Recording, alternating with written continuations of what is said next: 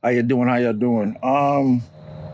It's Saturday. I'm currently outside.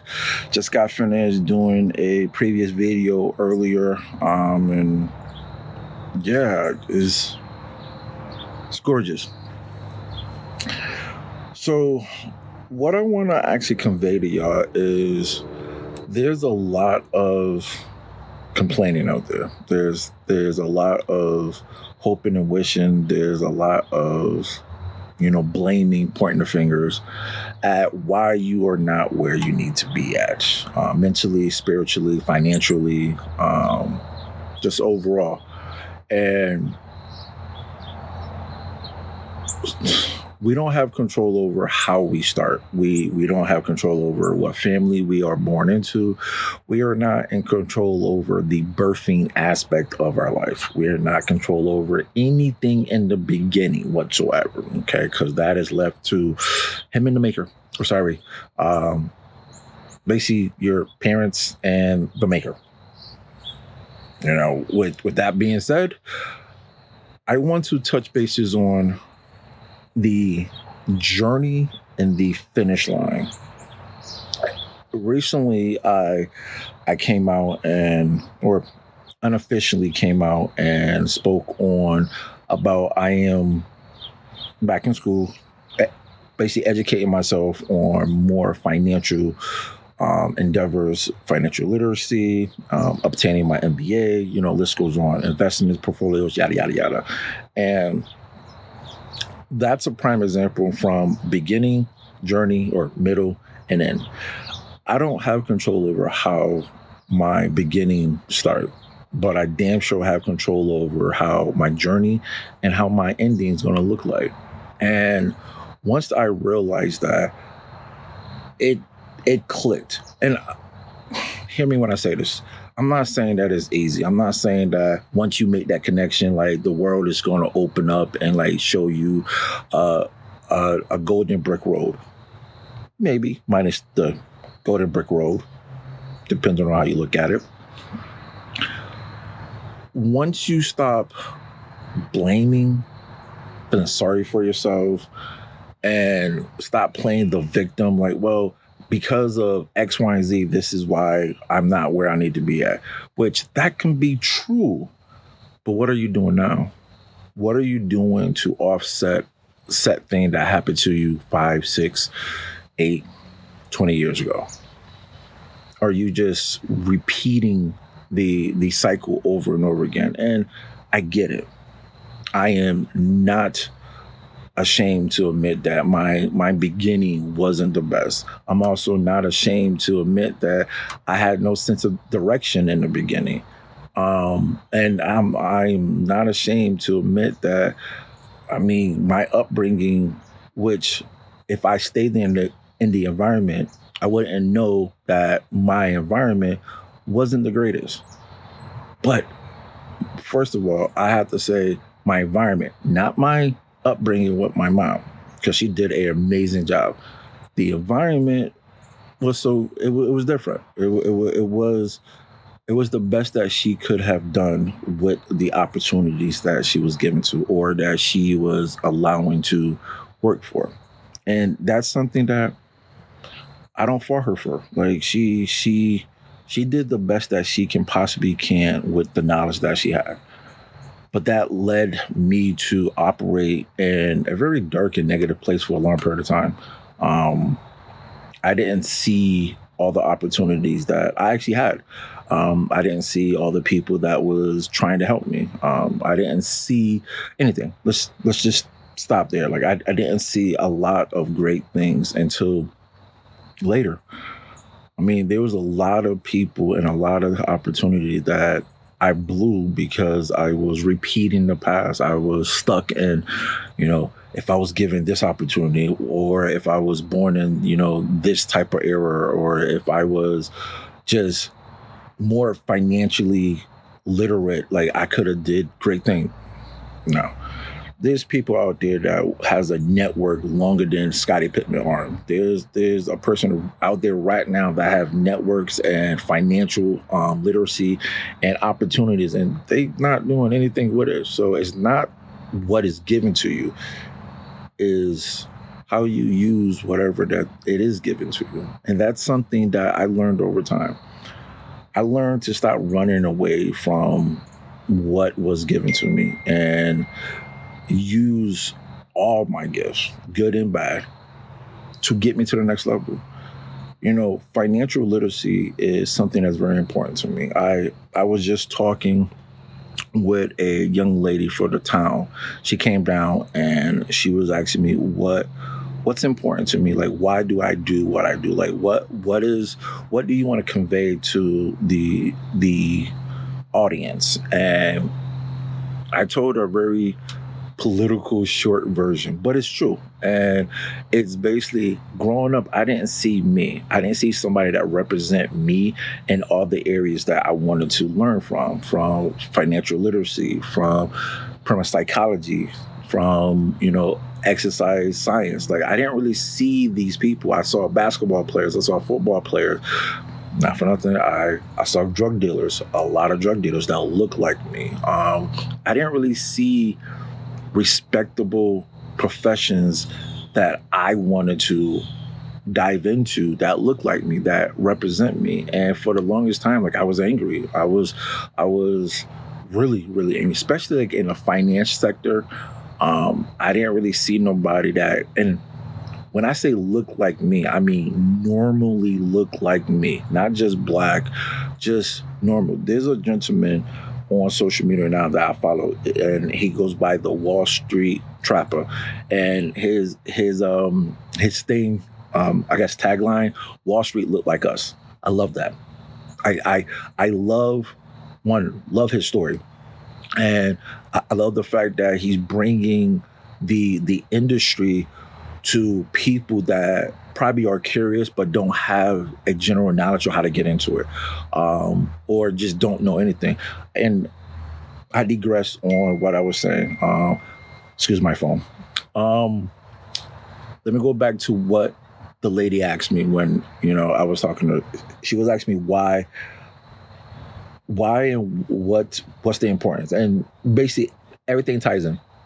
But the most important thing is the 3 pillars: mental health, physical fitness, and financial literacy. That is the most important thing. That's the 3 pillars for me. That's the 3 pillars that I stand on to elevate myself to where I need to be at to eventually help other people, is understanding that we need mental health. We need mental clarity. We need to understand all the trials and tribulations, the generational curses. That we need to understand what that looks like, and we need to make a healing so we don't pass it down from generation to generation. Physical fitness, that's another thing that's important that we tend to neglect when we are chasing, quote unquote, the bag. We tend to forego our health and focus on finances. If you don't have a true understanding of your money psychology, and I made a short on YouTube about financial psychology, that is the understanding of money for you. Like, what is your money ideology? Your money ideology or your money psychology is going to dictate the amount of money you make and how money is being attracted to you and how you attract money. Okay. And that's just a very watered down version of that. I can get into that in more detail later on. But to have a true financial understanding, your money psychology, that's where we need to truly dive deeper in, because it's not just about chasing money if you got bad habits, because you can obtain all the money in the world. If you got bad habits, you're going to keep doing the same bullshit over and over again. So to have a understanding of your financial literacy, your financial psychology, that will better help you understand. If you got negative, I guess, ideologies around money, that's the first thing I will encourage you to change, to dive deeper in it. Like, what is your belief system around money? At one point, my money psychology was negative. Like, I'm pretty sure you heard this. It's the rule of all evil is money, or like the love of money and stuff like that. Which that That is not true. That money money is a vessel to obtain. Money is a vessel to help you do all the things that you want to do, regardless you are a good person, that you are a billionaire and or a millionaire, or you just got thousands of dollars. If you are just a horrible person, you're just gonna be a horrible person or person with a lot of money. You can be a great person with money too. So the root of evil is not embedded in money. The root of evil is embedded in us, people, human beings. We do a damn good job with or without money to do damage to other people. And there's a lot of people out there that do a damn good job on helping people with money or without money. So I will say, for me, I have to go back and reteach myself, what does money look like to me? What is my money psychology? Like, what is the meaning to money to me? And I remember saying growing up overall, like, money is a vessel. Money is a means to do all the things that I want. Just recently, I had to redefine that money is keys. It's allowed me to have more opportunity to do all the things that I want. That's what money means to me. Money is just a vessel to be able to live my life easy, comfortable, to make my family live easy and comfortable, to have more options to do all the things that I'm currently doing, but just bigger, and take away stress. And if you believe that that makes me evil, then that's your money psychology. That's your ideology around that. But when I look at money and how I look at my life and the amount of money that I'm making, I don't see myself as an evil person. I don't feel evil. I don't feel like I want to take down people. I don't want to put people down. I want to actually uplift people. Hence why I'm trying to do all this right here. And because of the amount of money that I am currently allowed to make, and I say allow because I will be making more, it's just right now my opportunity level where I'm at now is allowing me to make this amount of money until I elevate myself to a higher level.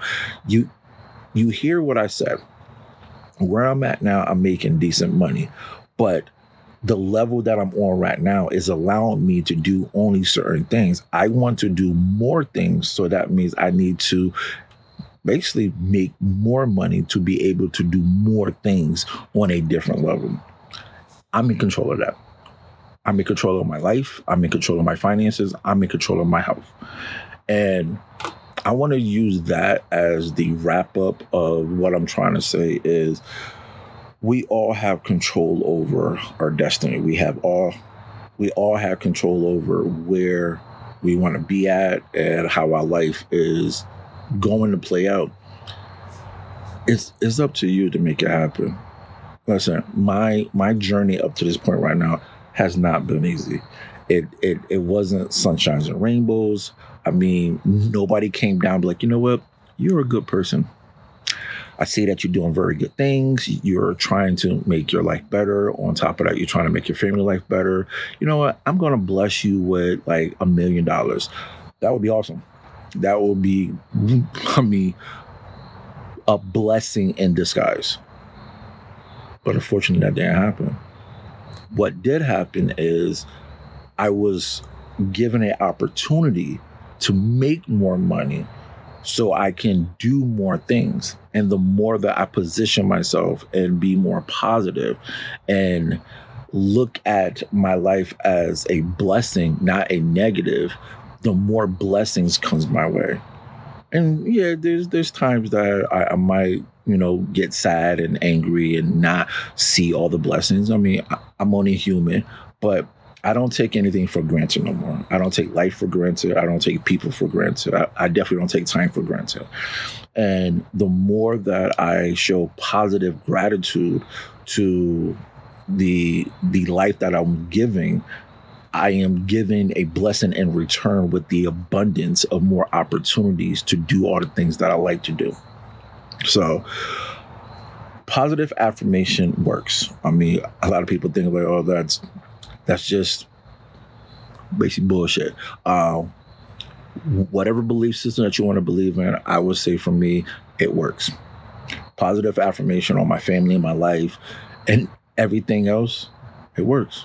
Everything that I confess with my mouth came to fruition, negative or positive. So why not talk more positive into the universe to be able to get a lot of positivity back? And so far, honestly, I just see nothing but great things ahead of me. So it is Saturday. I'm going to wrap this up and enjoy the day. And I hope that you will enjoy the day. I don't know when you're going to see this, but if you like this, please subscribe. Please like that like button. The more that I have viewers, the more opportunities that I can be able to make more of these videos. So have a great day. Have a great weekend. And until next time, enjoy.